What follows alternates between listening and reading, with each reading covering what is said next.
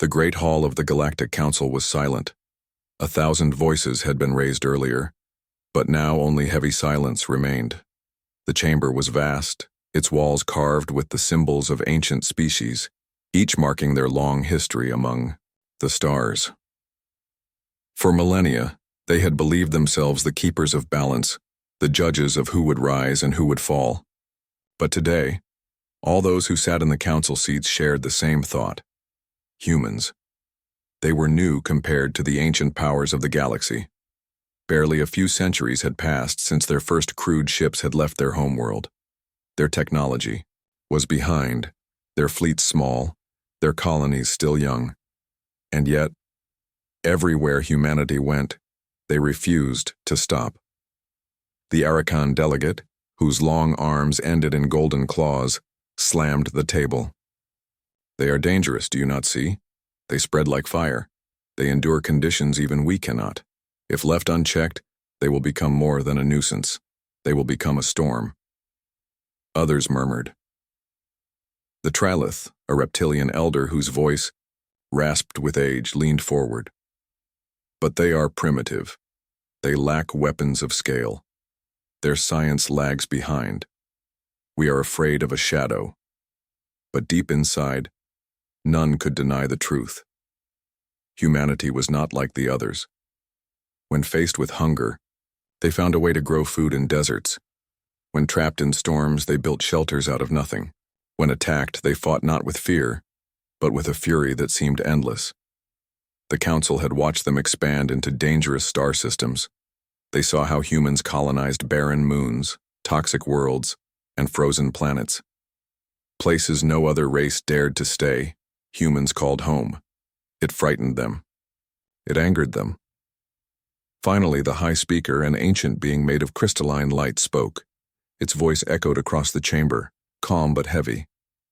Fear is not without reason. History has shown us that species who endure suffering often rise to become conquerors.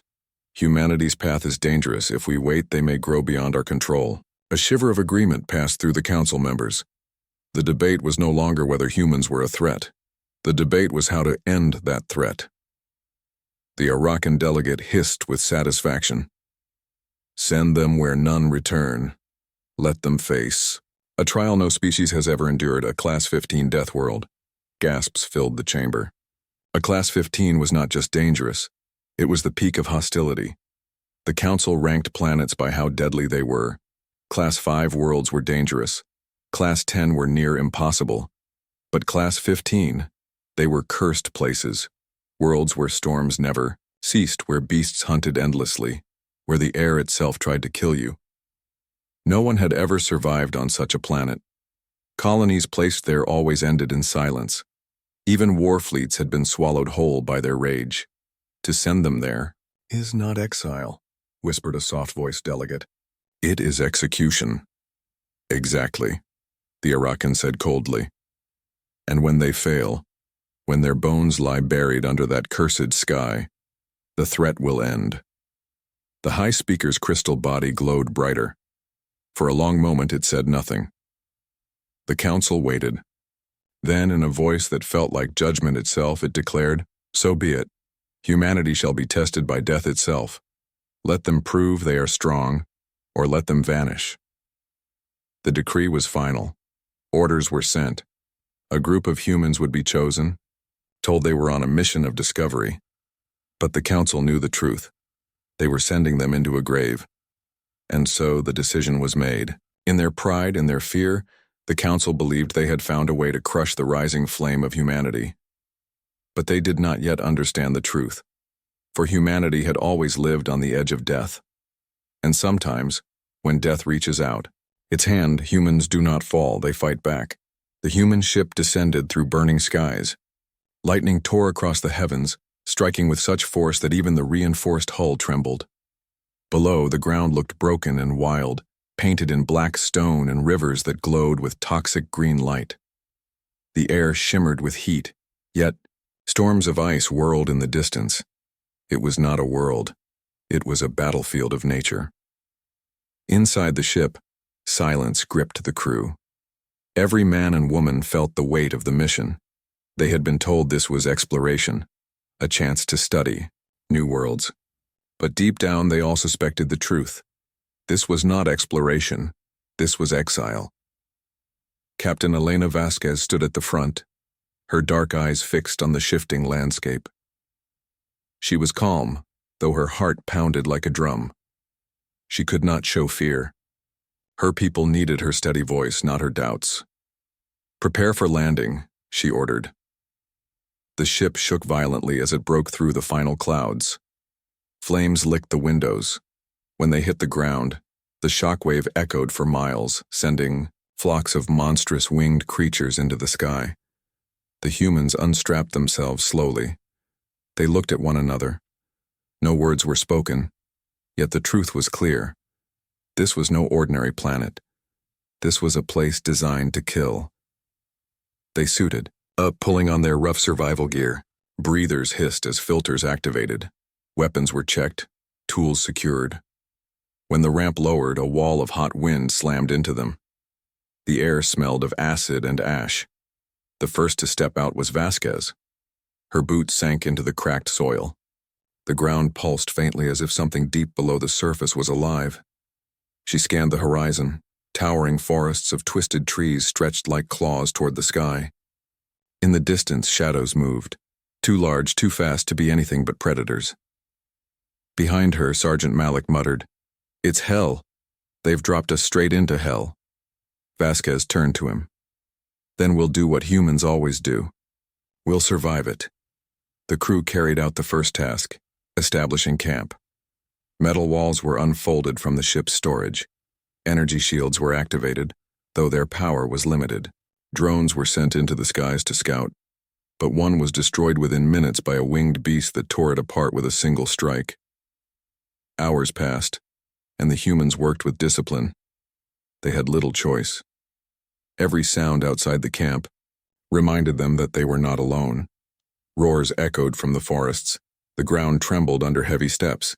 Even the wind carried voices of danger like whispers from unseen predators.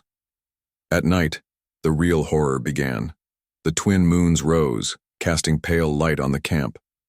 From the forests came creatures taller than walls, with teeth shining in the moonlight. Their eyes glowed red as they tested the defenses, slamming claws against the barriers. The humans fired back, bullets and plasma lighting the night. For hours, the camp shook. Every man and woman fought with every ounce of strength. Sweat burned their eyes, their arms trembled from the weight of their weapons. By dawn, the ground outside was littered with the carcasses of beasts. The air reeked of blood and smoke. But 3 humans lay dead. The crew buried them quietly, marking their graves with stones. No one spoke, but tears glistened in their eyes. Grief was heavy, yet beneath it burned something stronger: defiance. They knew the council wanted them gone. They knew this mission was meant to break them. But standing on that cursed ground, with the bodies of their friends behind them and the endless wilderness before them, they made a silent promise. They would not die quietly. They would not vanish into the dirt. If this planet wanted to fight them, then humanity would fight back. The humans had survived their first night, but survival was only the beginning. By the second day, the planet began to reveal its true face. It was not merely dangerous.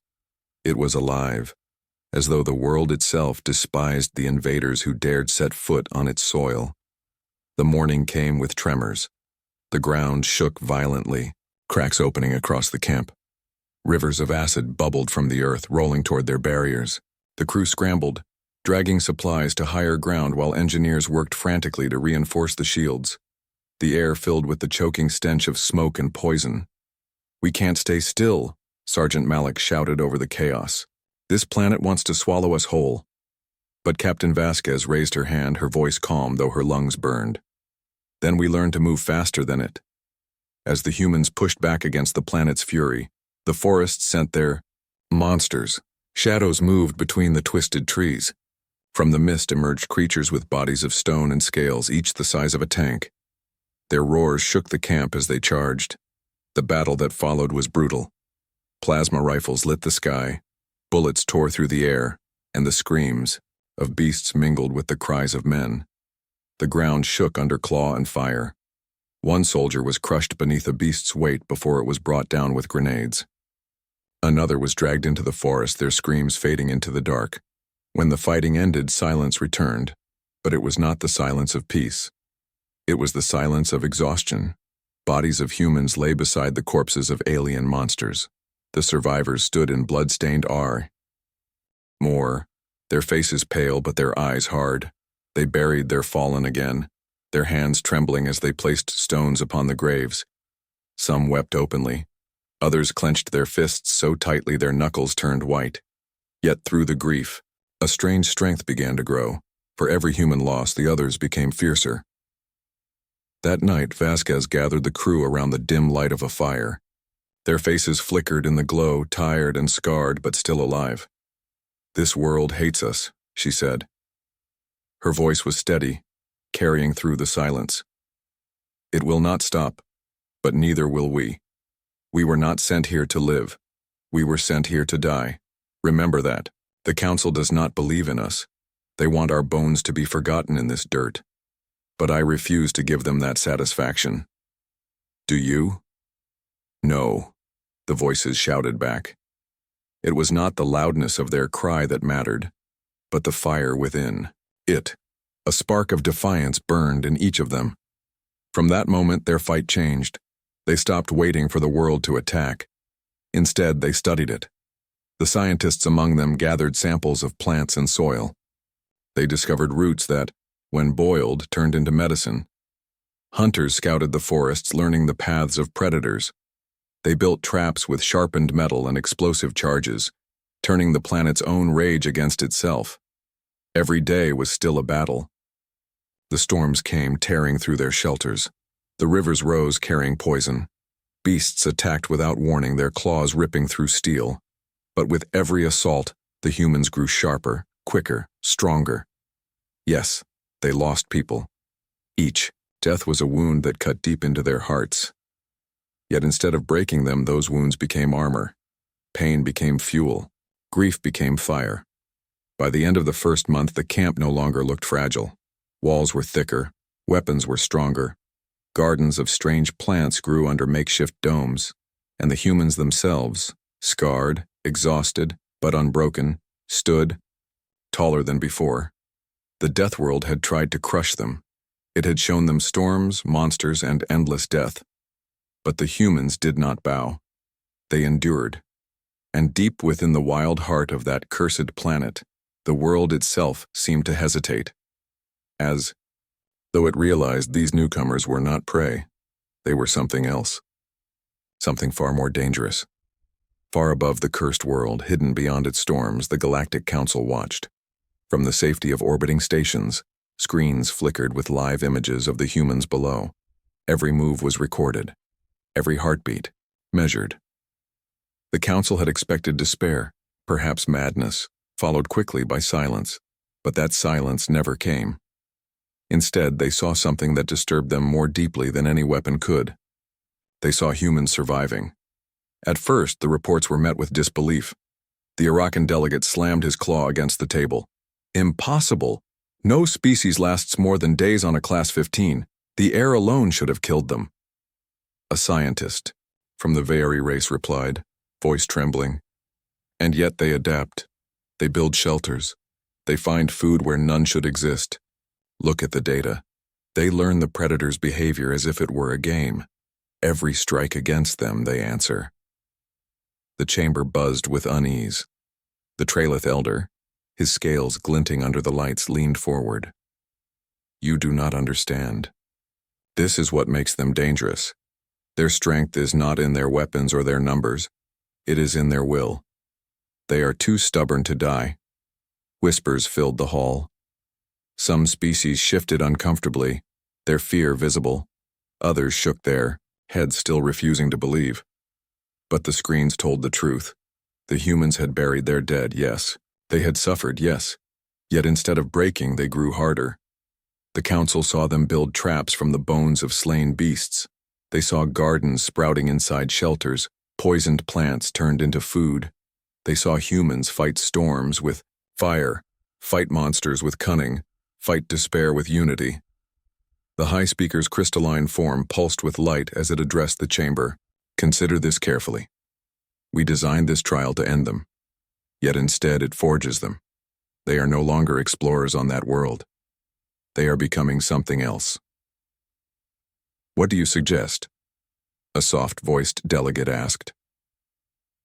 The high speaker's glow dimmed. I suggest caution. We may be creating the very enemy we sought to destroy. The words sent ripples of fear through the chamber. For ages, the council had believed themselves masters of survival. Their empires had endured because they controlled threats before those threats grew. But humanity was not obeying their rules. Humanity was writing new ones. Still, not all were afraid. The Arakan delegate sneered, his golden eyes burning. They are only delaying the inevitable. No matter how strong they believe themselves, the Deathworld always wins. They will fall. And when they do, their arrogance will die with them. But even as he spoke, the images contradicted him. The humans were laughing. It was a small moment, barely caught by the monitors. Around a fire, the weary crew shared food. Their faces were scarred, their clothes torn, yet they smiled. They told stories, their voices rising above the howls of predators. They laughed, not because their world was kind, but because they refused to surrender to despair. The council chamber fell quiet as the sound played across the speakers. Laughter. On a Class 15 Deathworld. The Trailith elder closed his eyes. Do you see? This is what makes them terrifying. Not their weapons, not their machines. It is this fire inside them. Even in the jaws of death, they find reason to laugh. If they can survive this world, what else could they endure? No, one answered. For the first time in centuries, the council felt something they rarely admitted. It was not anger. It was not pride. It was fear. Fear of a species that should have perished, yet still stood. Fear of a people who turned suffering into strength. Fear of humanity. And as the monitors showed humans rising once more to face the night, the truth became clear to all. They had not sent humans to die. They had given them a proving ground. The Deathworld was not finished. For weeks, the humans had fought, adapted, and survived. They had built stronger shelters, dug gardens, and turned predators into prey. But the planet seemed to sense their progress. It answered with fury. It began with the skies. Dark clouds gathered like an army, stretching across the horizon. Lightning fell in endless chains, striking the ground until the earth itself split open. Then came the winds, raging storms that ripped trees from their roots and hurled them like spears. The humans clung to their shelters as roofs tore away and barriers shook. Reinforce the walls, Sergeant Malik shouted, his voice drowned. In the roar, sparks rained down as shields overloaded. The air smelled of fire and acid. For every repair the engineers made, the storm broke 3 more. And as if the storm itself was not enough, the predators came. Drawn by the chaos, swarms of creatures poured from the forests. Wolves with glowing eyes. Insects the size of men, wings buzzing like thunder. Towering beasts with armor-like skin. They came in waves, crashing against the camp like a tide of death. The humans fought back with everything they had. Rifles blazed, grenades shattered the night, and flamethrowers lit the darkness. The screams of dying beasts mixed with the cries of wounded men and women. Blood soaked the earth, both human and alien. One soldier fell when a creature's tail pierced his chest. Another was crushed under falling debris. The medics worked desperately, but their supplies ran thin. The dead outnumbered the living. By dawn, the camp was a ruin. Walls lay broken, shelters burned, smoke rising in black columns. Bodies rested, under blood-stained sheets. The survivors moved slowly, their eyes hollow with exhaustion. For the first time since landing, despair threatened to break them. Captain Vasquez walked through the wreckage. Her armor was dented, her face marked with cuts, her eyes heavy with grief. She stopped at the graves where fresh stones marked the names of the fallen. She stood there for a long time, silent, her hands trembling. She wanted to cry. She wanted to scream, but instead, she turned back to her people. They were waiting for her.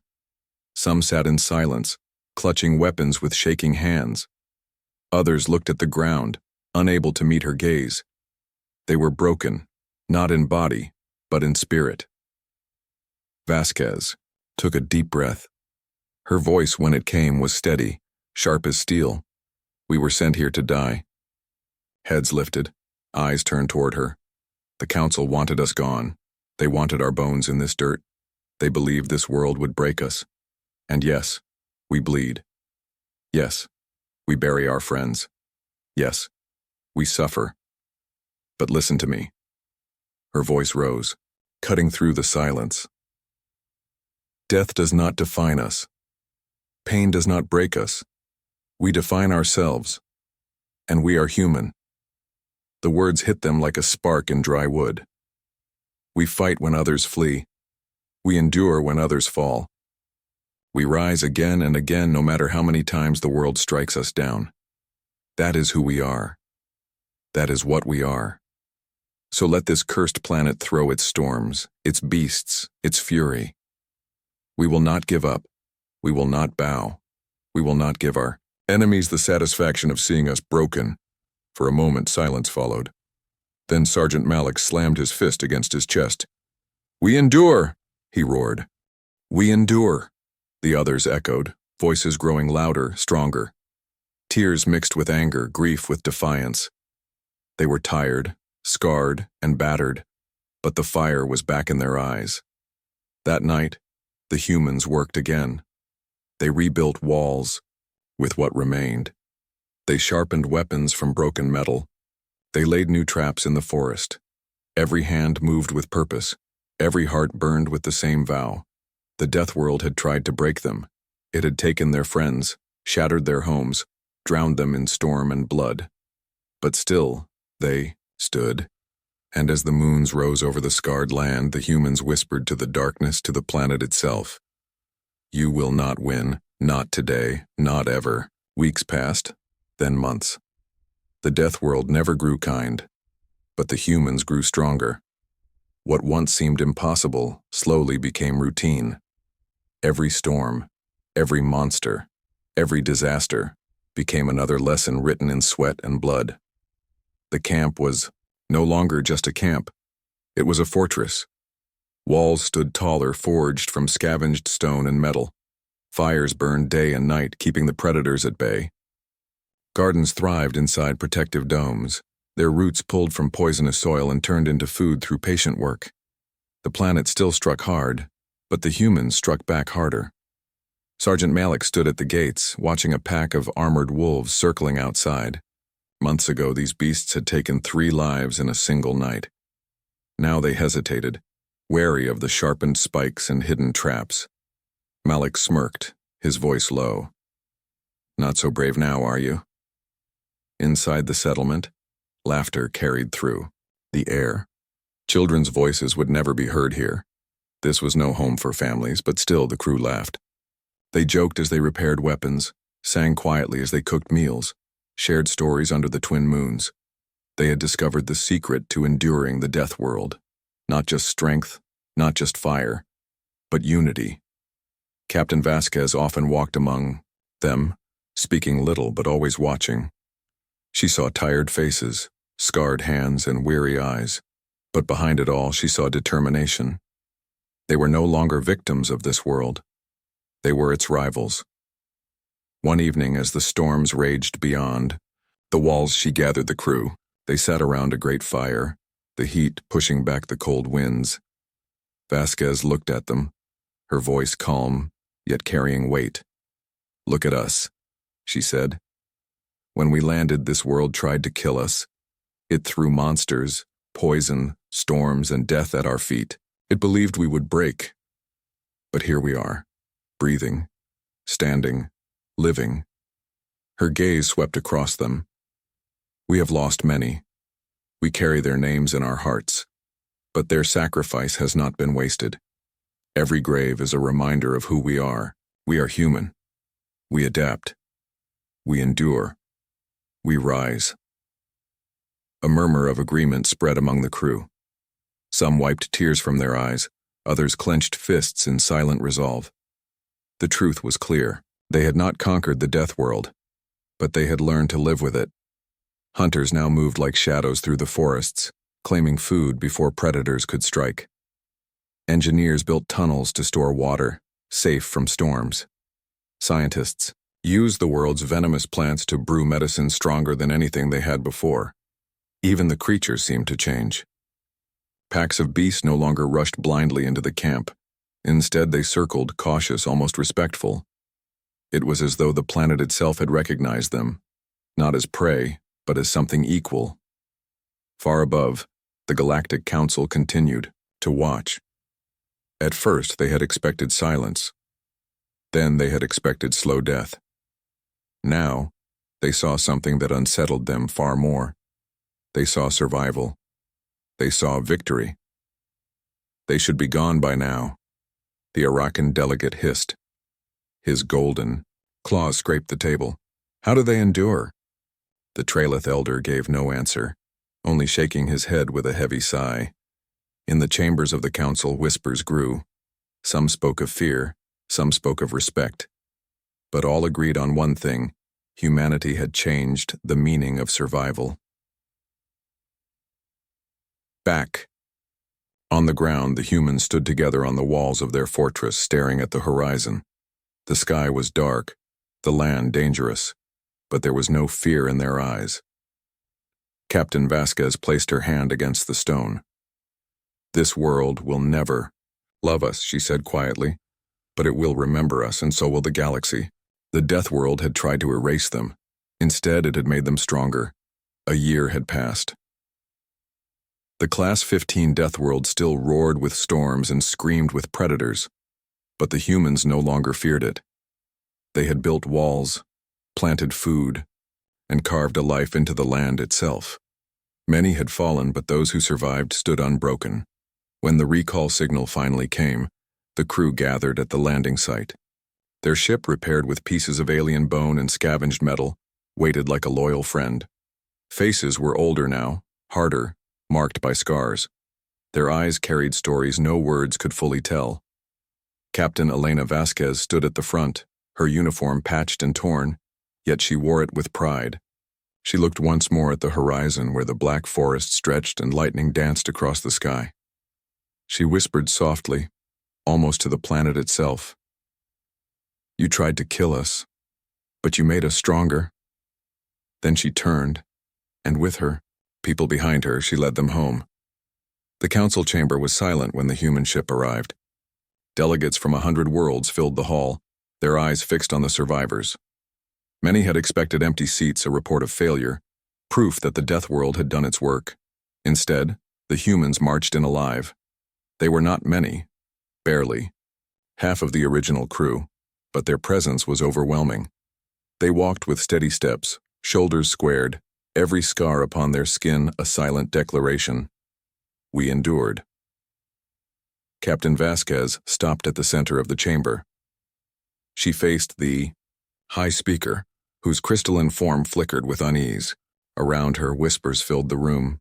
Shock, disbelief, even fear. When she spoke, her voice carried across the chamber, sharp and unyielding. You sent us to die. The hall fell quiet. Not a breath stirred. You called it a mission of discovery. But we knew the truth. We were meant to vanish on that cursed world. You wanted us broken, buried, forgotten. She lifted her chin, her eyes burning. But here we stand. Her words struck like thunder. Delegates shifted in their seats. Some lowered their eyes, ashamed. Others glared, but none spoke. Vasquez continued, her voice steady as stone. You call it a death world. We call it home. We bled for it, we fought for it, and we survived it. Do you understand what that means? It means there is no storm that can drown us, no beast that can devour us, no world that can erase us. She took a step closer, her gaze sweeping across the chamber. You fear humanity. Good. You should. Because we are more than you expected, more than you wanted, and much more than you can ever control. For a long moment, silence held the chamber in its grip. Then Sergeant Malik, standing behind her, slammed his fist against his chest. "We endure," he roared. The humans echoed together, their voices rising like fire. "We endure." The sound shook the hall. It was not just a cry. It was a promise, a warning, a truth that could not be denied. The high speaker's crystal. Body dimmed with unease. The council had tried to erase a species, but instead, they had forged one of the greatest dangers the galaxy had ever known. Vasquez's final words cut through the silence like a blade. "If you fear us, remember this. Truth, your fear is justified.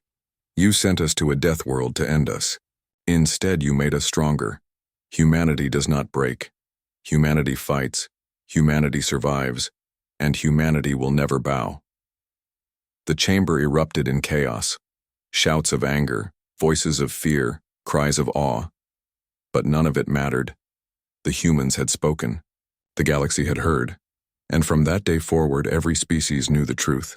They had sent humans to a Class 15 death world, and they had failed.